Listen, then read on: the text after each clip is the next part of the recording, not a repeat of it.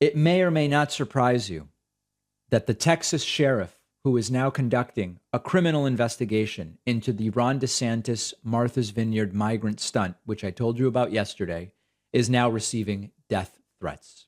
Vice has a very good article about this by Paul Blust. Texas sheriff getting death threats after saying he'd investigate DeSantis for migrant plane stunt. This is the party of law and order, remember, the people who are issuing the death threats. So the way it went is as follows.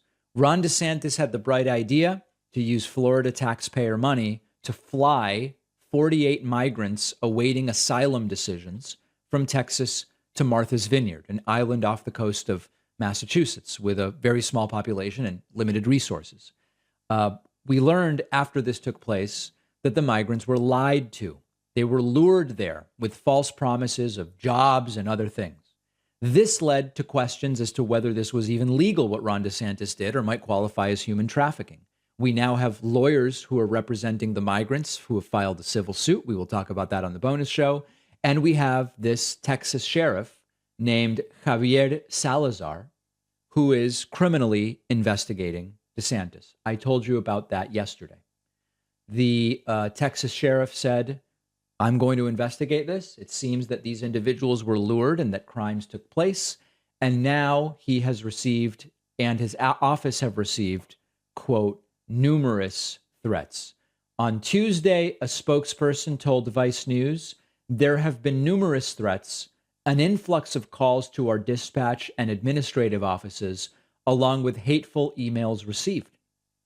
Additionally, as in any instance when our office receives threats, precautionary measures will be made for safety of all personnel. These are the people who claim to be for law and order.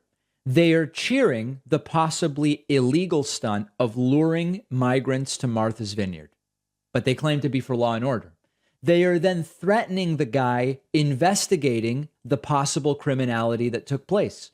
It is wild to see these law and order people losing their minds after calling themselves the party of law and order for decades and saying, comply with law enforcement, let them do their work. Well, that's what Sheriff Salazar is trying to do.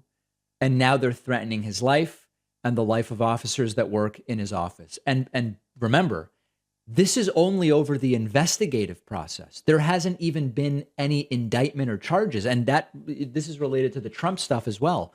The MAGATs are going bonkers merely over the fact that Trump is being investigated. Understand that the search warrant execution is part of the investigative phase. We haven't gotten to the indictment part. We don't have any charges yet, and it remains to be seen whether we will. Even the investigation is enough to get them to abandon the very law and order that they cling to almost religiously when it's a tool or a cudgel with which they can attack the left and attack Democrats.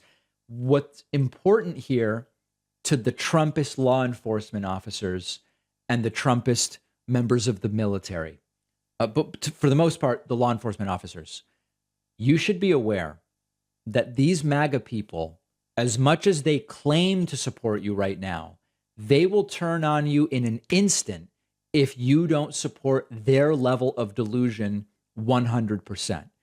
We saw it happen with the Capitol Police. Oh, back the blue, thin blue line, support law enforcement, fund the police, all lives matter, all this different stuff.